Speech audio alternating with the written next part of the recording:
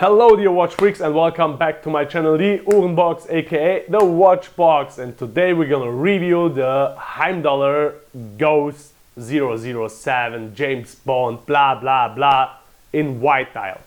I ordered this watch because it's my first titanium watch and I found the white one very interesting. You will see in the unboxing right away I had a minor issue with it. The crown stamp was too short, so I couldn't unscrew it till the end to adjust the time or anything. It was springing around as I unscrewed it and I couldn't pull it out. A very big disaster, but my seller, the Yankee store on AliExpress, have sent me a new crown with a new stamp, so I couldn't wait and I have just shortened the crown inner screwing or the inner hole where the stamp is going in. I will show you in the video. I have shortened it for 1 or 2 millimeters. It's very long, so it's still water resistant, it's still working, and now it's working, so I couldn't wait for the crown and the stamp and just have done it, and now it's working very fine. Is it a great watch? Let's get on the table and do the review.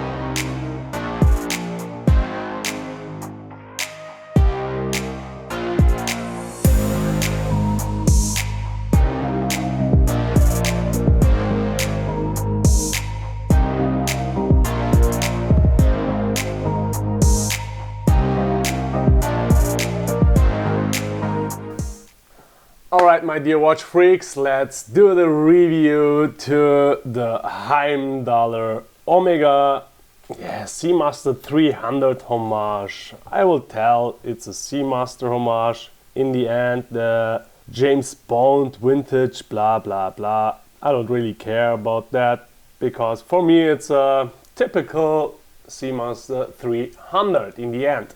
So let's say Heimdallr SeaGhost, as they call it. The only watch, or the first watch, which gave me a lot of headaches. Really a lot of headaches. I mean, I have unboxed it and tried to set a time, so nothing worked. The crown won't come out because the stamp they have used was too short, so it never popped up. It always screwed out and then it stands where it stands and you can't hand wind, you can't do nothing. So here's a short video about the struggle I had, and yeah, the issue was, like I said, it was a too short stamp they have used, so the crown couldn't came out as it should, and yeah, that was a big problem. So I wrote my seller and she said, okay, all right, no problem, I sent you a new stamp and with the crown together, so I don't need to put it together. So I said, no problem, I can put the crown and the stamp myself on again. So I will wait for that. Meantime, I'm in the same evening I tried to use the bezel a little bit, so I have moved it and played a little bit on it, and then the bezel came off as I saw this, how the bezel was installed on a really tiny piece of double layer tape. I mean, how long will it last anyway if it gets water and everything, or I don't know, how long can it even last with that 2mm bright double tape? And the other thing is, the installment is awful. You can't pull out the bezel as you want because you need to install it from above. So the last thing you do is the inlay which you put on.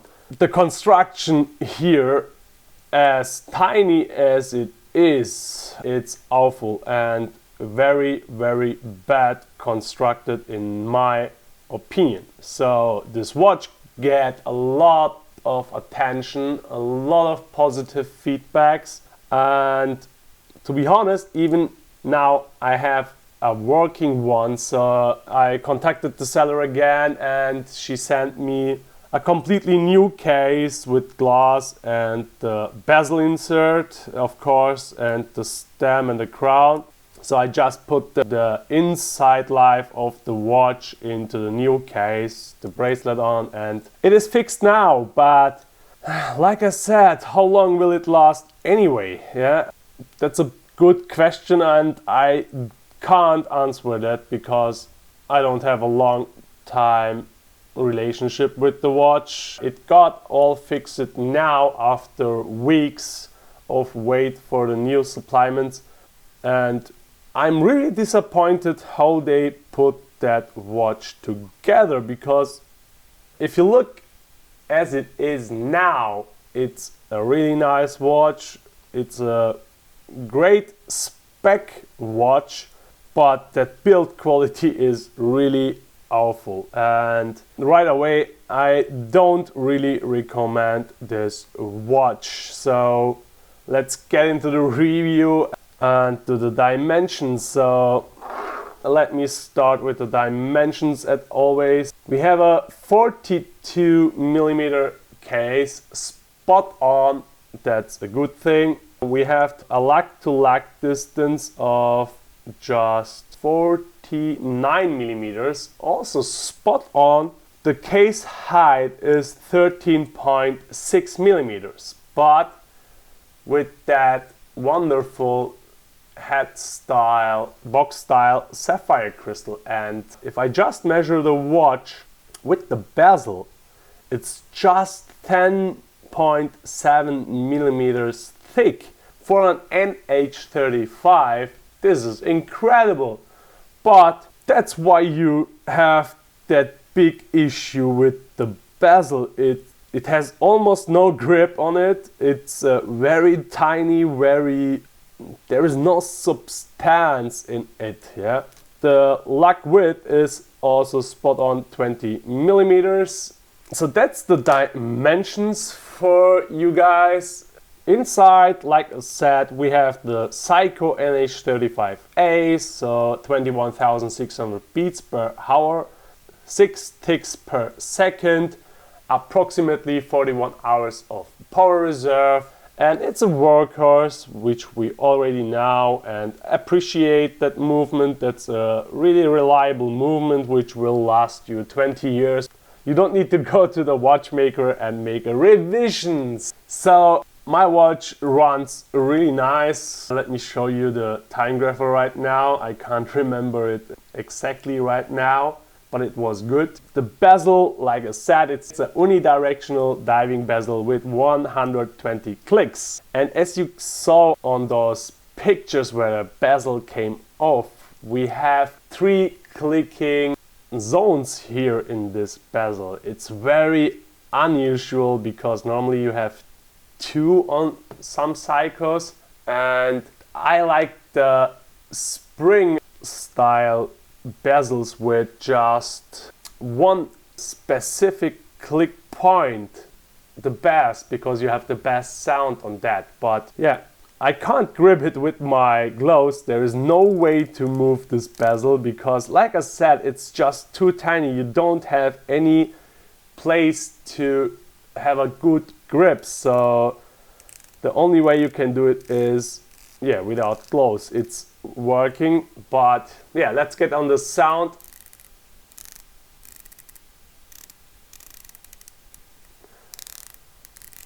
We know it has another sound because Heimdallr already telling you that, because it's titanium, right?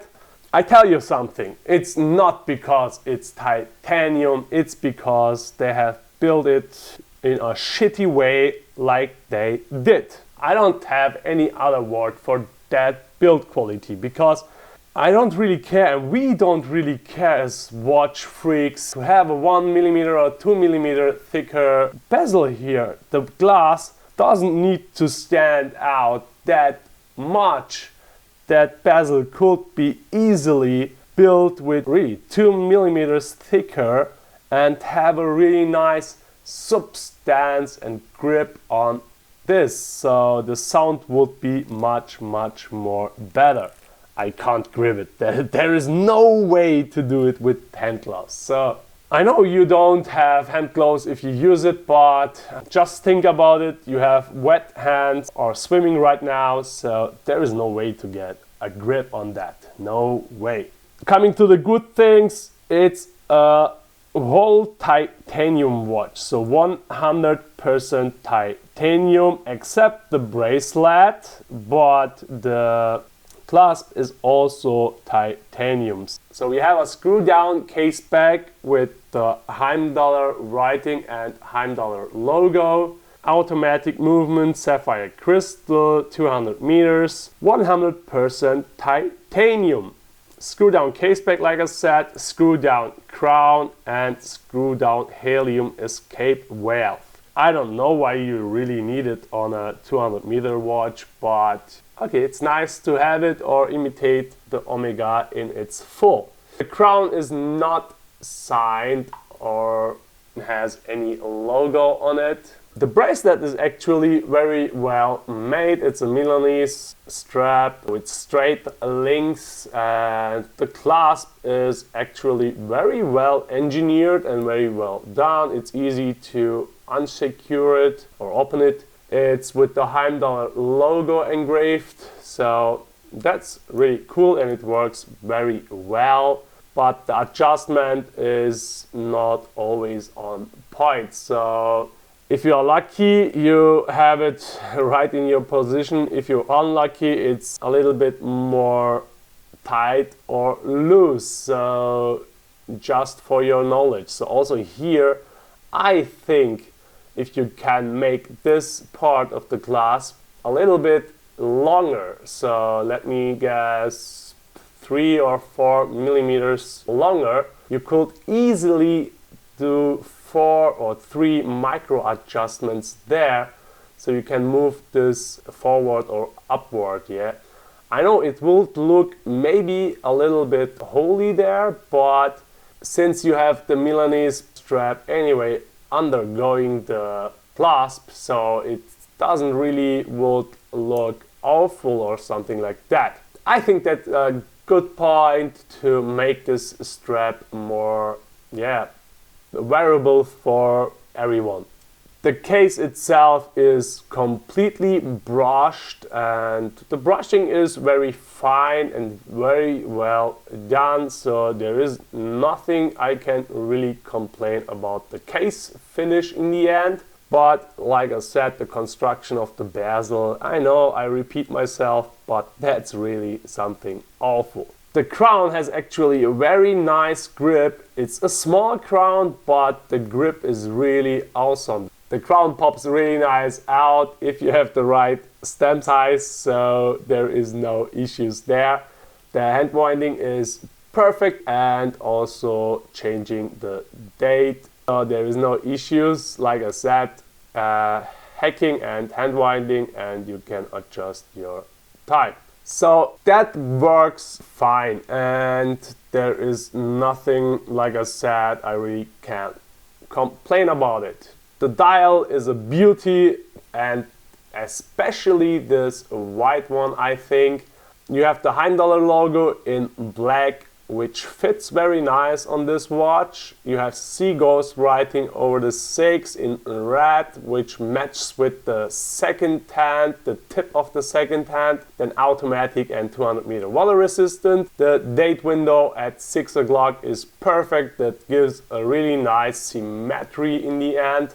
And the indexes are all applied, the hour indexes, so they have a gray frame around them, and the date window has a black frame which matches also with the logo. So the symmetry on the watch is really well chosen and well made. Also, that one-eye panda style looks really fantastic, and it's a really beautiful dial. So we don't have a sunburst effect, but it's like a champagne effect, so a pearl effect on that. And the dial rocks really. It looks like snow or something like that. And you see the anti-reflecting coating in blue on this watch. So we have a sapphire crystal, of course. Yeah, here you go. It's like I said, a box style sapphire crystal. It looks fantastic and very vintage, but you pay a lot on the quality of the bezel in the end, and that's a really big weak point in my opinion. And I had a few Heimdallrs. I know they can do it better. I don't know what they have done here. Maybe to keep the price for a titanium watch under the 200 euro.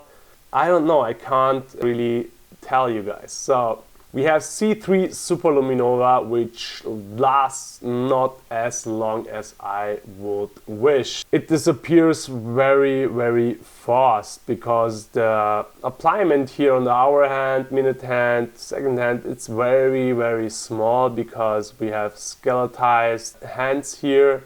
So you just have the tips which are loomed. And I don't know why the lume on the indexes, the hour indexes, are also that bad, because they have a nice size in the end, and I can't really tell you guys. I mean, maybe they don't have used as much as they normally do. So that's my review of this Heimdallr SeaGhost, and it looks fantastic, but let's get into the Karga score. The build quality is not typical Heimdallr, so I give a 5 out of 10. I know I'm a little bit harsh on that, but this construction is not forgivable in my eyes. The specification, let's give a 8 out of 10. I mean, you get a titanium watch, an NH35, sapphire box style, sapphire crystal, and that all under 200 euro. That's incredible in the end. The look gets also a 8 out of 10. I really love the look of this white version. It's beautiful, it's eye-catching, and it's very well balanced. Cost of value, yeah, it's good. Under 200 euro, but considering the problems you could get, I don't say you will get, but you can get, and for that I give a 6 out of 10. Like I said, it's spec-wise, it's a very nice watch, but if you have any problems with that bezel, it's almost impossible to get it repaired. You need to get a full new bezel and case to change it. So in total we have a solid, or not so solid, 27 out of 40 points. I mean, I told you guys I don't recommend that watch. Maybe they will bring a V2, and they will bring a V2, I think. Oh no, it was the Monster, sorry guys. But maybe they will bring a V2 or V3, I don't know, but they need to do something about that bezel issue. This is really something very bad and will occur a lot of problems. So yeah, if you have any feedback on that watch, maybe you already have it because everyone else has already reviewed, so maybe one or other one already get that watch. If not, I put a link in the description to my seller. She's very communicative and very helpful with the issues also. In the end, she's not the manufacturer, right? She always have very good offers for some Heimdallr watches and also have an own brand now called Minute Time. It's some sub-homage and Omega speedy homage with a V-key movement. So you can check it out in the description, and we see each other on the next review, I would say. Stay healthy and tune in next week. Bye, your Karga.